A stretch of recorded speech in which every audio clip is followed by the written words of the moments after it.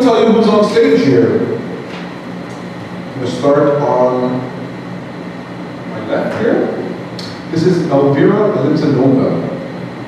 Elvira is a moderator of the Law of Attraction Montreal and a lifelong learner. She is always open to philosophical discussions and believes that each event in life has meaning. With more than 10 years of meditation experience and personal exploration, Elvira is able to identify the cause-effect relationships of life circumstances. She is also a firm believer in self-healing and subscribes to the notion of a higher power. Valérie Soulé. Barley is a life coach, teacher, French moderator for the Law of Attraction meetups, and a long-standing co-host of The Appreciationist. As such, she brings a spirit of authenticity and a genuine warmth. Dedicated to the cause of personal empowerment, she values an individual's right to take charge of their own experience, of their perspective, of their own destiny. You can find out more about her at thepoweremotions.ca. Last but not least, Samantha Barley. Samantha is a self-discovery life coach. By identifying emotional states of being and shifting perspectives, she guides others towards better feeling emotions. Over the past 8 years, she has been working with individuals and groups, helping them to overcome deep emotional challenges. Drawing from meaningful life experience and having directly experienced the growth that comes from a commitment to personal well-being, she's able to connect with and inspire those seeking their own empowerment. Find out more about her at SamanthaBarley.com. How about you? Oh, I'm not important. I want to thank our lovely ladies for being on stage here. Thank you so much.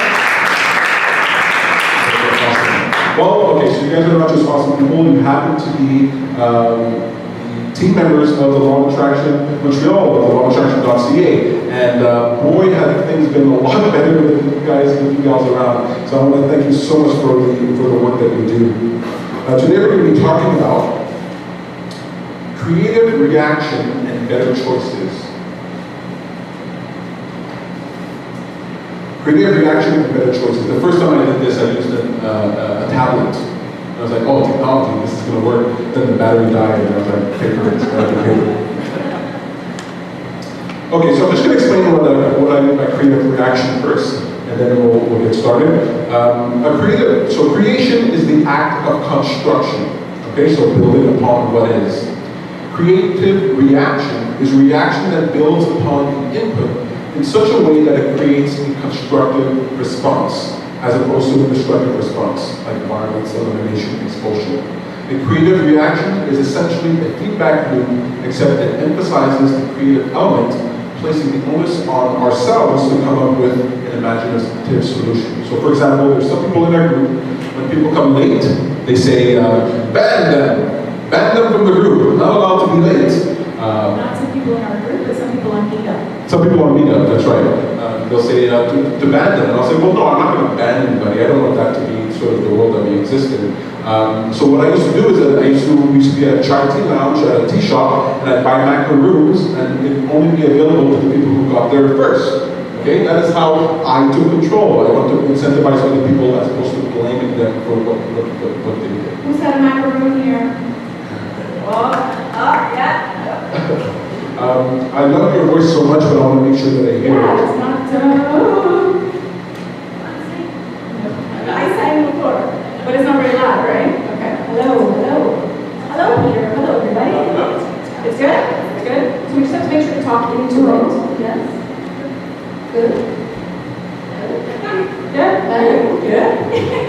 Good, yes. Right? So, if you've been to a meetup in the Law of Attraction for a little while, you will have seen one of us there. Okay, we're the ones who lead these discussions, and this whole theme for this event was about sort of the relationship we have with our environment, right? Giving to the world, seeing other people as an extension of ourselves, and it's not always easy, right? It's not always easy to deal with other people. So I'm going to ask you, isn't what we do all about constructive criticism, right? Because sometimes you've got to tell people that they might not be operating in the most effective way, but you can't say it like you suck, right? You got to say it like diplomatically. So I try, some people can take it really, really well, Someone like Alex is really, really good at taking the truth, solidly appreciates that. But there are other people that need sort of fanciful things. So we give constructive criticism. I think that's really a pretty good description of our jobs here. So, I don't know how you might answer this question, but what is a good way or the best way to give constructive criticism? Like how do you find, what advice would you give for giving constructive criticism?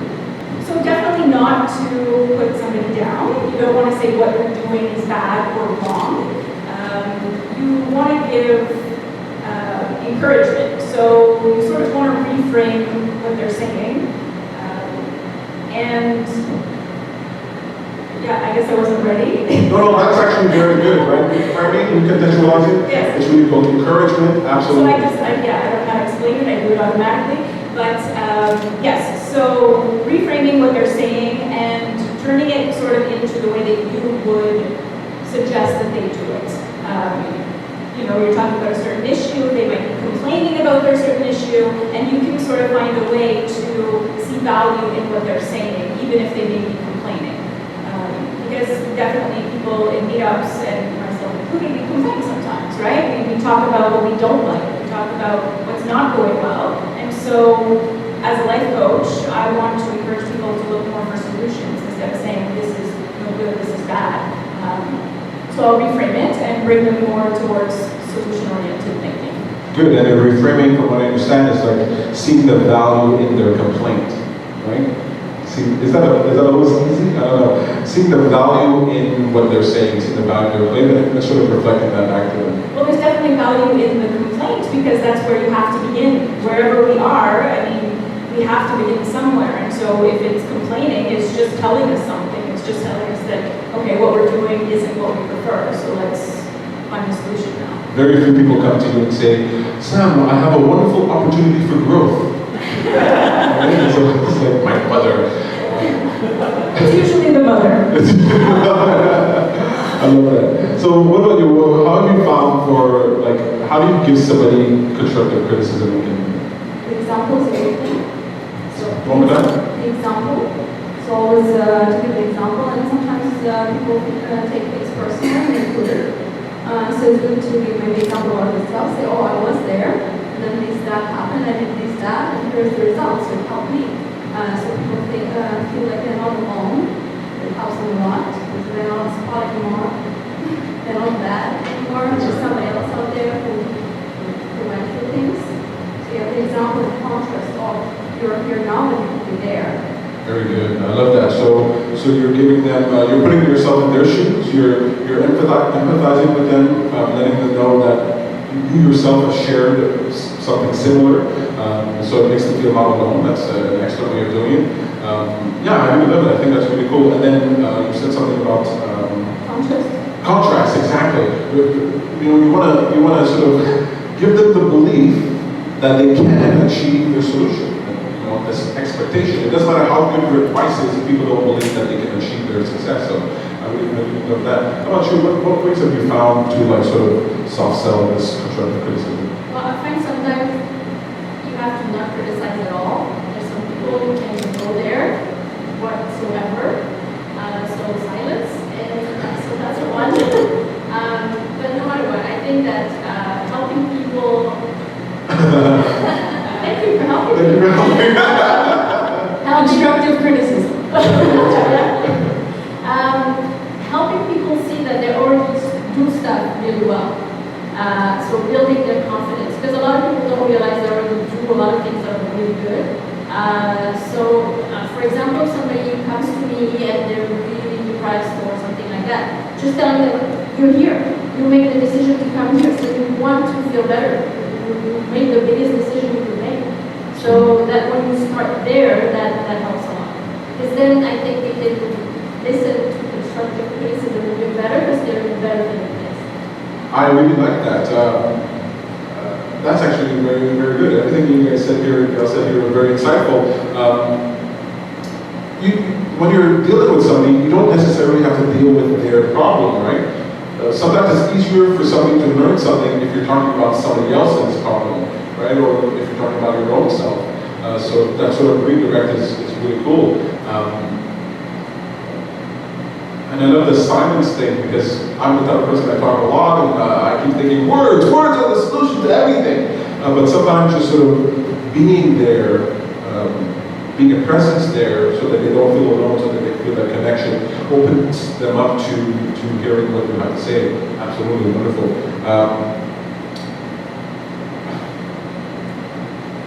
So when you get constructive criticism, okay, sometimes it goes over well, but sometimes you gotta like digest it a bit, you gotta chew on it, you know, you have to sort of filter out the hate. No. You gotta filter out how you feel. Yeah, sometimes you're like, how dare you criticize me? I will say give yourself 5-15 minutes to let it out. I'm absolutely against human beings inside. Like the hate, aggression, battle. Like, give yourself 5-15 minutes to let it out. Do it home alone. Don't go in the street doing harm. Because when you keep negativity inside of you for years, and what happens is what we see in the world, you go and school and stuff like that, because we're suppressing for years. That's my opinion. So I suggest every day, feel angry, give yourself 5-10 minutes to be completely angry. If you see someone in the street, that's my 5 minutes. But then think about what has happened. Don't just let it. So how do you digest this? How do you deal with your own, when someone gives you constructive criticism? Well, so even the emotions of anger or feeling upset or disappointed are telling you something, right? Like if somebody's telling me a constructive criticism or actually criticizing me and I feel a certain way about it and it's a negative emotion, it's telling me something about myself right away. It's telling me that either I think they're right and I just don't want to believe it, or, you know, I care more about what this person is thinking than what I think about myself. Because as a life coach, as a moderator for discussions, I definitely get criticisms. It doesn't happen often, thankfully, but it does. And when it does happen, I do question myself. I take the time to live my emotion. It also depends who it's coming from. You know, if they're a close friend, it might not hurt at all. If it's somebody I sort of dislike, I may, you know, question what's happening. But then I'll take time to digest it and really think about what they're saying. Is it true? Is it not true? Do I believe it? Do I not believe it? And then even if I don't believe it, I sort of wonder, well, why are they saying that? You know, what is that telling me about them, or what is it telling me about myself? So it's really, I mean, it's all about self-awareness, paying attention to your emotions, paying attention to how you feel, and then thinking it through, working it through. And so you recognize the value of something, you recognize the value of the criticism, whether you like it or not, then you sort of move through it. It's a very analytical approach to this film here, as opposed to your, After my 5-15 minutes, then you become analytical. Well, that's it. And I have, like, you're probably the person who gives me the most constructive criticism. It's just criticism, that's all it is. Oh, it's Not just constructive. criticism. But there are emotions that are involved. There's the knee-jerk reaction, and then it's afterwards that there's the whole process.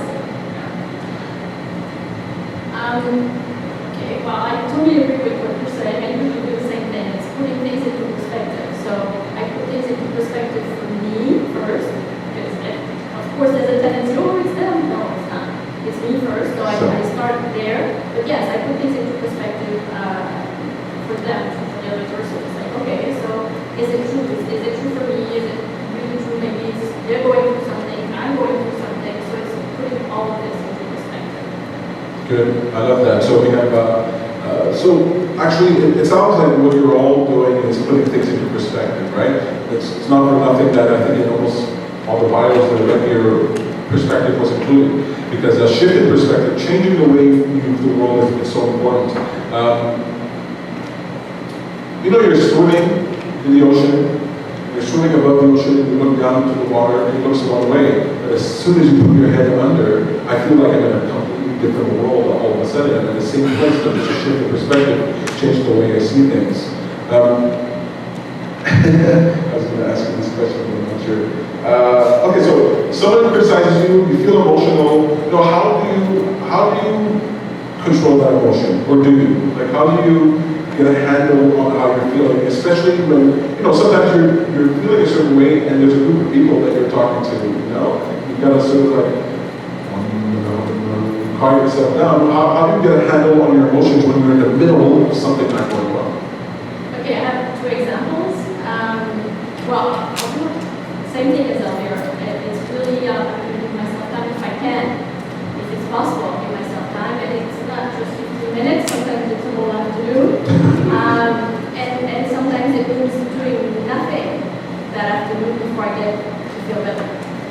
So then it's productive action instead of actions that is off.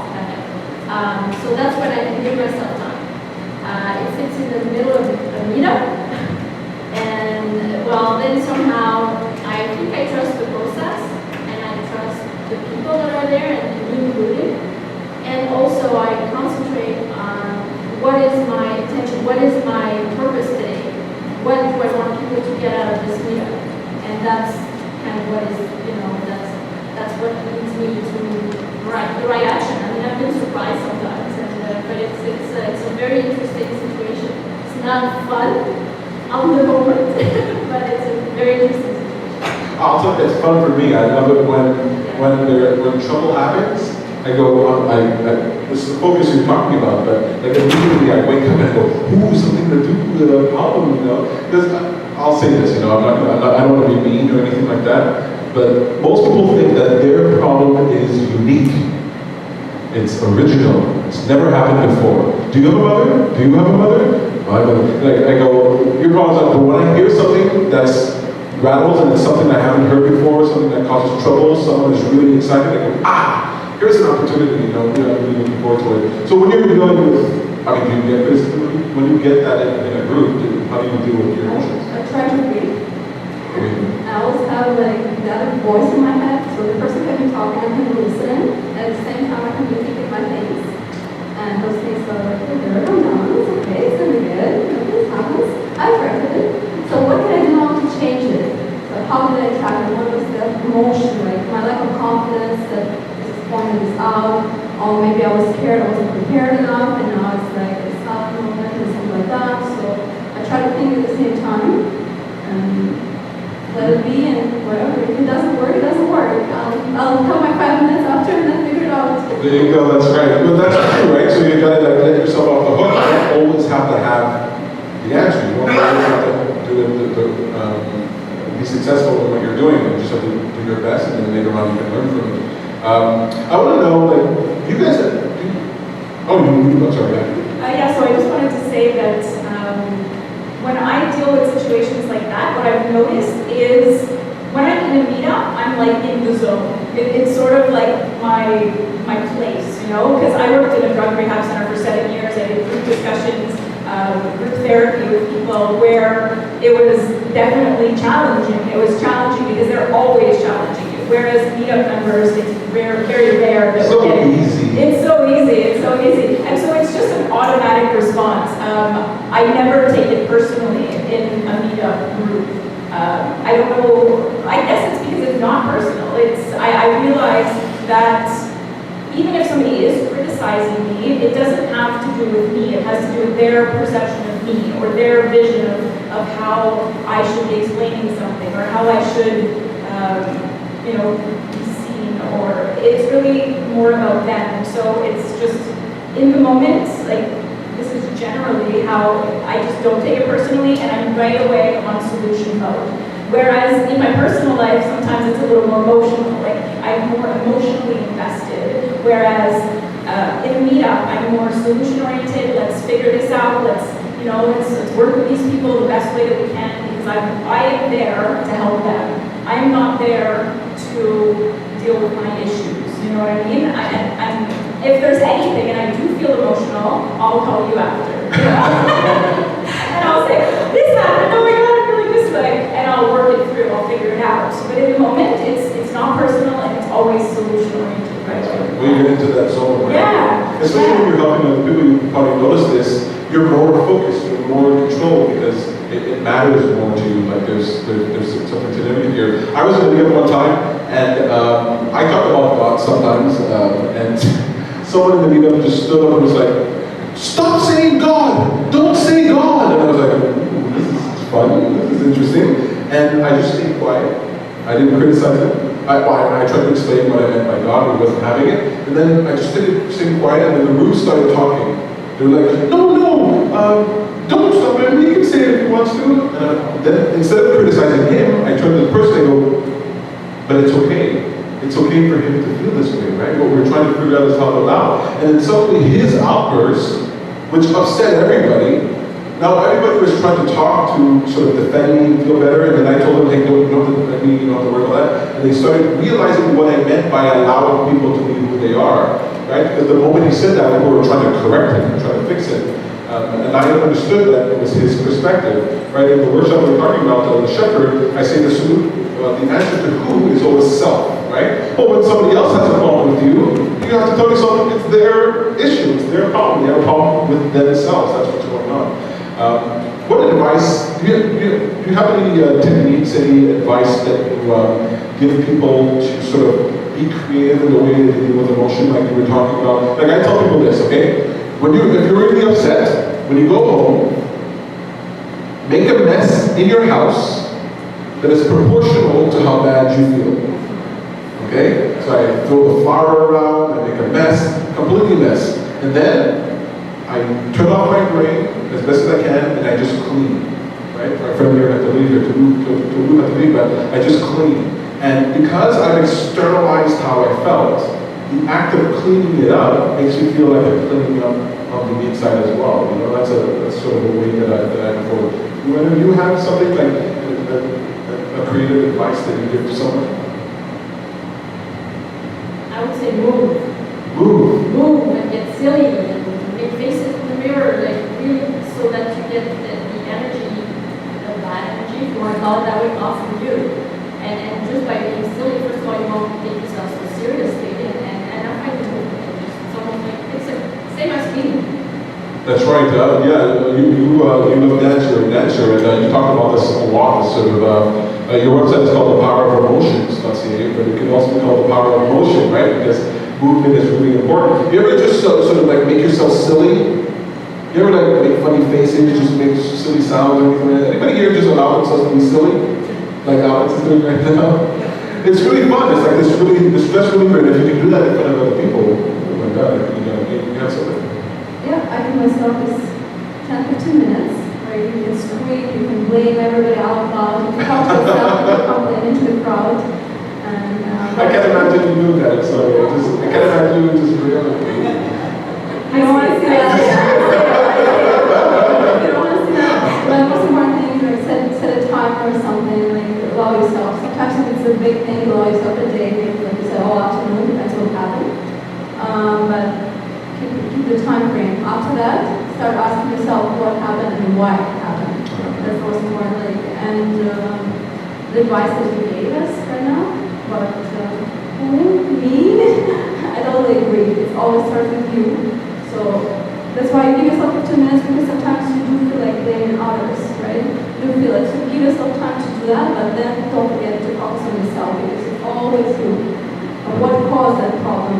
Meditate if you need to, because after you let it out, then you most likely feel like meditating. Because when you're in stress, when you're angry, you can't just, okay, I'm going to meditate now and say, oh, it was my fault. You can't do that. So give yourself time and then ask why it happened. Try to see the problem. Try to talk to that person in your head. Try to imagine you're talking to the person who just hurt your feelings. What is he saying? Ask him why. And surprisingly it helps. The person is going to talk to you in your head. He's going to answer all your questions, your subconscious, or whatever it is you really got. I don't know. Good, I like that. So what I'm hearing both of them say, and what I agree with, is allow ourselves to live our emotions. We talk a lot about being positive, and we want to focus on the positive things that are going on, look at things on the right side. But when we feel these emotions, they are what we're feeling. Like, this is real. This is anger. This is sadness. This is disappointment. I feel rejected. These sort of things. So allow ourselves to have that time to live it. Like I would cry. That's what I cry. So I cry. I'll get upset. I'll let myself feel the way I want to feel.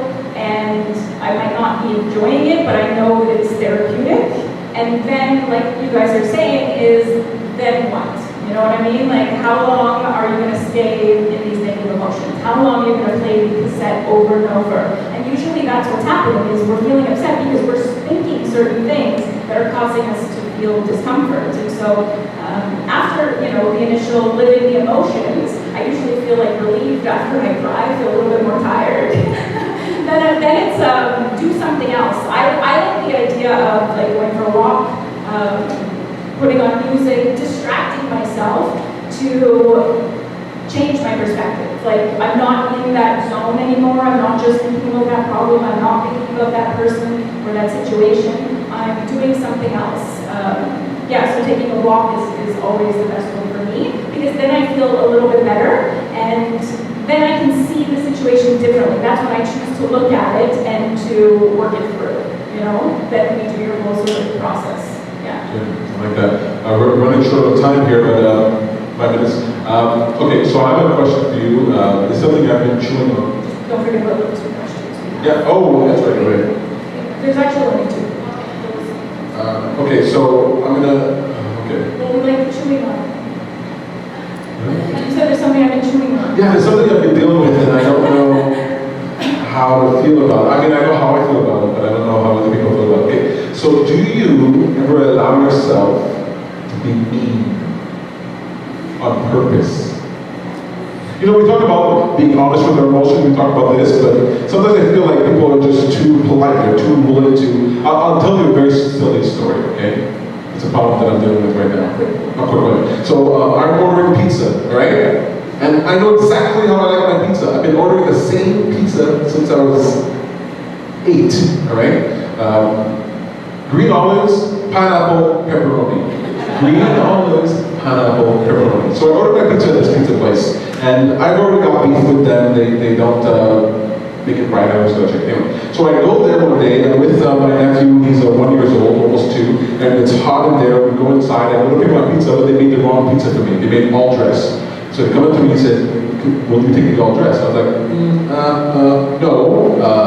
I ordered green olives, pineapple. I'm going to eat green olives and pineapple pepperoni. Okay. So he goes, okay, fine. He goes to make his pizza. So I wait there while they make me a whole new pizza. And I get the pizza, and I go home. When I get home, no pineapple. I'm pissed, okay? So I don't get upset about it. I'm angry. So I call and I say, no pineapple. And they tell me, next time we'll give you a topping for free. I was like, no, that's not gonna work. And they say, or you can come back and we'll put pineapples on it. And I was like, are you kidding me? So I was like fuming, so I went back there, I walked back with my pizza, I put it on the table, I was like, where's the manager? Okay, so now the manager comes out, I say, my pizza is not what I ordered. And he goes, he opens it up. He's like, it's fine. I'll put pineapples on it. I was like, I ordered green olives, pineapples, and pepperoni, and I'm leaving here with green olives, pineapple, and pepperoni. And he was upset with me, and normally what I would do is just, it's okay guys, don't worry about it. I don't have to have pineapple. But I was like, no, this is gonna be like the only thing I'm eating today. I want it to be good. So I allowed myself to be mean. I said, no, fix it. Go make a new thing. Now I got trouble with this pizza place. Every single time my order is so specific, he knows exactly who's ordering the green olives, pineapple, pepperoni. Pizza's not cut. There's like half the toppings on it. I'm like, was that a battle worth fighting? I mean, should I have been mean or not? So do you know? Do you ever lie so? Are you sure your pizza is good enough? Yeah. That's what people told me. Like, I'm putting special ingredients in there. I'm like, it was the principle of the thing. But do you ever allow yourself to be mean? So I just want to say that I don't think what you did is mean. When you said mean intentionally, I thought something like slashing somebody's car tires. That's a little more. That's a little more. I have not done that. No, but I don't think because I behave that way often, and you know that, and I probably taught you that a little It's bit. just relative to me and how I behave. Yeah. It is mean Yeah. for me because I would never do that. It's a pizza. I mean, who cares? Except I did care.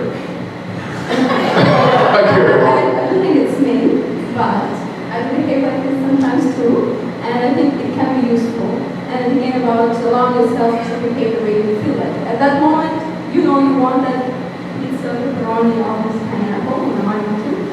You know you want that pineapple. Why should you refuse to yourself? You feel like acting like this, and I believe, well, if you really feel like acting like that, and you can't act the other way, then that's the destiny. That's how you're meant to to act that very second. And that action is going to bring some importance into that restaurant and to other people's lives. I was mean too, like a month ago, I ordered Indian food and it was terrible, and the next day it was leaving, so the next day I called and I asked to talk to the owner, and I'm very good at this when it comes to customer service and me complaining about it. So now I get my instant car when people call me and complain about things. That's okay. So yeah, I called there and I asked to speak with the owner, and they took me very seriously and they tried to call me back and stuff like that. But it's not that I was mean, like slashing tires and stuff, but I really wanted to help them because people keep ordering this food, they don't like it, and some people are shy to call back and to let them know. So the restaurant's gonna go bankrupt. And then you think further, the restaurant's gonna go bankrupt, less more business in the country, less taxes. We have to pay more taxes, and it's all connected. And then we can't do the next minute hand is on first world country anymore. And it's all connected. So you know, Suddenly Canada is not a first world country anymore. That is really fun, isn't you can it? bring it there, yeah. So sometimes if you really feel like acting a certain way, then I suggest we do act that way because there is importance in that. I'll be short. I think we're not meant to have that pineapple. I got it! And I loved it. I was like, this feels like That's what I'm justice. going to say. It happens to me too that I not as much as I used to because I'm big on customer service as well, so I have a hard time when I don't get good customer service. But I always feel awful after, so obviously, no. This is not no, I don't want to go there if I can avoid it. You've taught me to really let go. So what? They'll leave, so what? Just right. like, is it worth me getting angry because I don't like how I feel and how long it takes me to get over it? So that's one thing. And the only time I allow myself to be a little mean is with you. Because I mean, the way you two interact sometimes is just precious. Yeah. It's supposed to be mean, but it's so funny. So, because we know it's not really. That's right. So that's what I wanted to say about that. Good, I love that. Yeah, I think the teasing that of how that works. I think you have to have some space in your life to not be your perfect self, because then that's how you get this repression. That's how you get sort of things bottled up. And every now and again, I don't do it often, and every now and again I'll just be a little more like, no, kind of those please. So just two questions here, then I'm gonna get into my talk. I mean, I really do. How do I find my passion and share it with others? So, finding your passion starts with trying all sorts of things. So I call myself a self-discovery life coach because I really want people, myself included, to discover more about ourselves. And the way that we do that is trying new things, having new experiences, putting ourselves a little bit out of our comfort zone if we think that it's going to be of benefit to us, even if it's a little bit scary. So finding your passion really starts with following things that you might be interested in. You might have just the littlest interest in photography, so follow that. Myself this winter, I've mentioned it a few times, I was feeling a little bit down. I was like, oh, I need something else, and I don't know what to do. And I thought of houseplants. I went online, I found Concordia University, I saw an internship for working in the greenhouse, and I was like, I don't know, that seems interesting. I wasn't like passionate about it at first. I was like, this seems like it could be a good opportunity. And I questioned myself, I had doubts, I was a little nervous, and I said, no, I'm gonna go ahead and do it. And now, I honestly have to say, gardening is a passion of mine. Like, I've been doing it for many months now, learning about organic farming. I have my balcony garden, I see, like, I am just, now, this interest that I had only a few months ago in the winter has become a passion of mine. And so it really just starts with following the interest and keeping with it for a little bit. And if you feel like it's going well, you keep going. When you start learning new things, you immerse yourself in that subject. Trying new things in the experience, really, really cool. If you ever talk to Sam, she's always like, do you want some mint? Do you need mint? Have some mint. Would you like some mint? She's very passionate I about did it. that mint the other day. Many people think that. Mint the best, but that's the best. I don't know anything about gardening, but I buy them and put them in the garden. That's a question I ask myself a lot, how to find my passion. I'm still looking for it. And I think being self-aware, so asking yourself how you're feeling right now, every time something happens, and keep trying, that's what I'm doing. I try different things, so do I like it, do I not like it, do I like to do it all my life? And what I also find is maybe not look for the only passion of your life. maybe for you there are many passions. So that's the mistake of the journal. I was like, oh, I need just one. Maybe there is only one, but there are also other things to do, and not to let it distract you. So keep looking, but do something else as well. Excellent, excellent. So as you become self-aware, ask yourself, how am I feeling right now? That'll let you know, how this thing you're doing is related to you, and then not giving yourself the stress of having to find one passion. You're always going to go through many one. I'll add to that actually. So what you're curious about, what you're interested in, yes, and because you don't want to look for just one, if you have many interests, like maybe look at what do we have in common. And it doesn't come from me, honestly. I took it from a video, I think, that shots of awe, and I thought it was really good. Like, if you look at the different interests that you have and you can find a bit of a common ground there, that's probably where you'll find your passion. So that's one. In terms of, for me, the way it happened really for life coaching, I'm all about emotions, even before I had the power of emotions. So I was very frustrated that I didn't know what would be my passion and what I wanted to do, but I knew how I wanted to feel. And by working with that just made me think here eventually. So every time it's like, because it's hard, especially if you have resistance, it's very hard to find specifically what kind of job, what kind of passion, but you always know how you want to feel. Well, I don't know if you always know, I always know. So that really leads the way. I really like that. There's a common thread in the activities that you're doing, and if you pay attention, if you're self-aware enough, then sort of the direction to go in sort of can come to mind. And if you're one of these people where you have a lot of interests and a lot of things that you like, well then your passion could be that you are a taste tester, that you actually like a fuller picture of life. Leaders who tend to have this experience, they understand a little bit about a lot, and they put it together to create a picture that people who are specific in a task can't see. So if you find that you have too many, you can't even find the thread, well then your thing might be that you like a lot of subject at the same time. I'm gonna go like out of time. There was a second part to the question about sharing it with others. Sharing with others. So I just wanted to say that if you're passionate about something and you're around people, you should always be sharing it. If you're somebody who is a little bit social and you're around people, you're going to do it automatically. Like if people know me, if you hear me, all I'm talking about is gardening and personal development. Like that's what I talk about. And so I don't know what the question meant exactly. Is it going to be a job or whatnot? But when it comes to sharing it with other people, if you're passionate about something, you do it automatically. My sister, obsessed with skydiving, now she's vegan, that's all I hear about. Like it's just, when it's a passion, it's automatic that you're talking about it with people you're around. I just believe that you're always sharing, not intentionally, but there's always sharing involved.